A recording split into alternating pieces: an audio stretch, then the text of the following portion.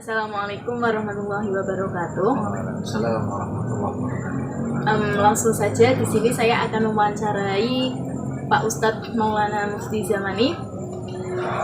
Menurut Bapak, apa itu hakikat pendidik? Ya, terima kasih atas pertanyaannya. Hakikat pendidik ini gabungan dari dua kata, ada hakikat dan ada pendidik. Hakikat itu mempunyai arti sesungguhnya, dan pendidik itu ya akan saya jelaskan. Meskipun di era saat ini istilah pendidik itu lebih ada penyempitan makna. Perlu saya jelaskan bahwa pendidik itu tidak ada kaitannya dengan sekolah, tidak ada kaitannya dengan lembaga pendidikan SD, SMP maupun SMA. Tetapi pendidik itu sebenarnya mempunyai makna yang lebih luas. Pendidik adalah orang yang mau mengajarkan kebaikan, orang yang mau mengingatkan orang lain. Itu hakikatnya dari pendidik.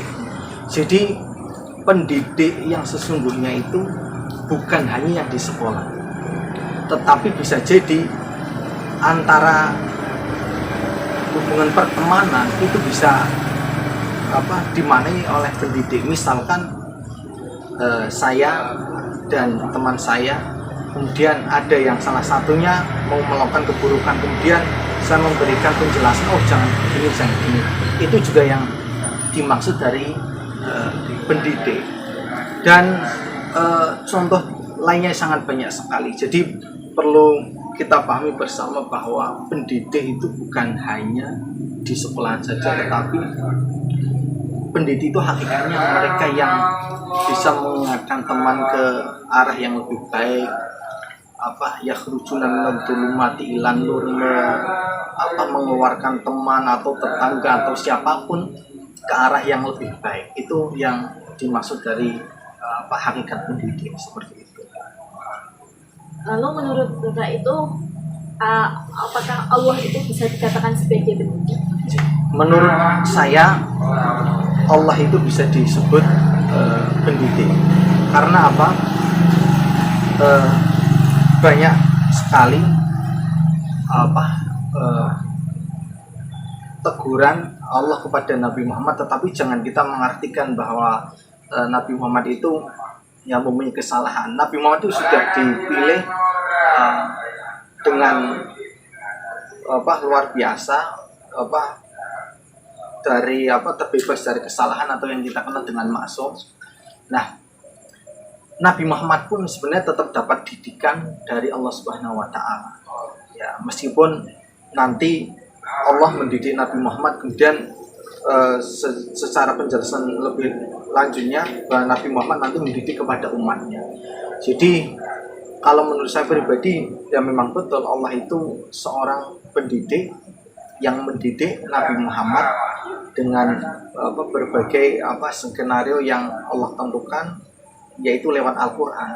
Maka mukjizat yang bisa kita dapati sekarang yaitu Al-Quran, yang hakikatnya Al-Quran itu sebuah pendidikan dari Allah Subhanahu wa taala yang intinya mengajak ya hal-hal yang baik.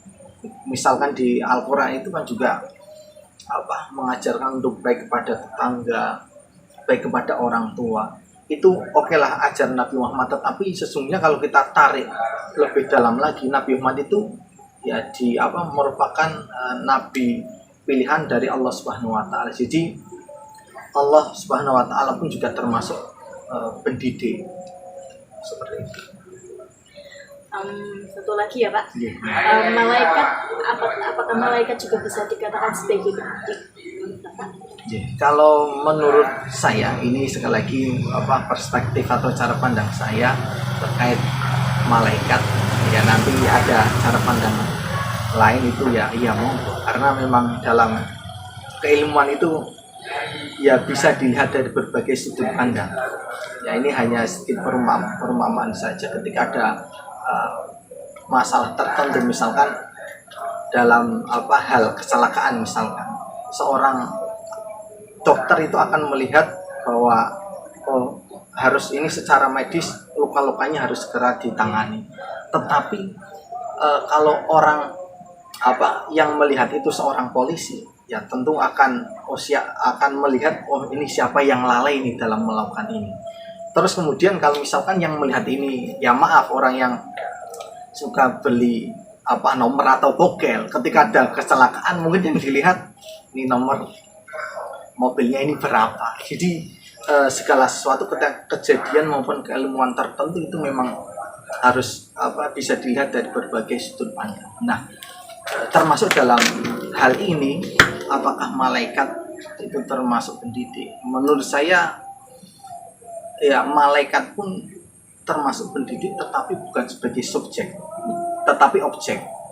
Subjeknya siapa? Yaitu Allah Subhanahu wa taala, karena kita tahu bahwa malaikat itu ya hanya makhluk yang taat atau patuh pada perintah Allah Subhanahu wa taala. Jadi ketika malaikat itu ya menyuruh menyampaikan, misalnya malaikat Jibril disuruh Allah untuk menyampaikan kepada Nabi Muhammad, itu ya memang betul ketika malaikat Jibril itu memberikan beberapa didikan kepada itu, tetapi itu sifatnya hanya mengikuti perintah dari Allah Subhanahu wa taala. Jadi malaikat itu termasuk pendidik tetapi bukan sebagai subjek tetapi sebagai objek, yang mana karena merupakan perintah atau ya yang mentaati dari sang Khalik yaitu Allah Subhanahu wa taala. Itu aja sih menurut saya. Apakah dari Masnya mau bertanya? Oh iya. Saya Pak, pertanyaan dari saya, bagaimana cara membangkitkan atau menggali potensi dari seorang didik? Kan misal kita sebagai guru, nah cara untuk menggali potensi anak didik kita itu seperti apa Pak? Terima kasih. Terkait pertanyaan dari Mas kameramen Mas ini terkait bagaimana cara menggali potensi tiap peserta didik. Nah, bagus, perlu kita ketahui, apalagi ini yang di samping saya maupun yang di depan saya sebagai kameramen dari jurusan PGMI. Jadi memang kita tidak bisa pukul rata ketika memberikan suatu motivasi, suatu pendidikan kepada anak, tetapi kita harus melihat potensi masing-masing dari anak. Misalkan seseorang ini misalkan dalam hal akademis itu mempunyai kelebihan, ini tidak bisa kita terus paksakan untuk suka terhadap olahraga, ini hasilnya akan tidak bagus. Nah, makanya ketika seorang guru ini makanya harus jeli, ini pandainya dalam akademis, maka yang harus lebih ditekankan, yang harus lebih gali potensinya di dalam bab akademis. Ini seorang ini memang lebih potensinya ini dalam hal menggambar ini, maka harus lebih dididik atau digali potensinya dalam hal melukis dan lain sebagainya. Maka ini yang terpenting dari seorang guru, memang harus lebih jeli melihat setiap individu itu potensinya apa. Nah, ini tugas dari teman-teman semua sebagai seorang guru nanti, agar bisa melihat ya potensinya tiap anak itu di mana dan harus didukung. Selama itu hal yang baik itu harus tetap didukung. Ya kecuali kalau misalkan ya potensinya ya maaf ya punya punya kelebihan, ya misalkan hal-hal yang buruk itu tetap harus diluruskan. Tetapi kalau selama potensi itu bagus, itu harus tetap didukung. Itu menurut saya hal yang yang perlu kita pahami, yang perlu para pendidik itu pahami, yaitu harus bisa melihat potensi tiap anak dan harus bisa mengembangkan sesuai potensinya masing-masing. Gitu aja. Terima kasih Pak. Ada lagi atau cukup? Cukup dari saya. Terima kasih.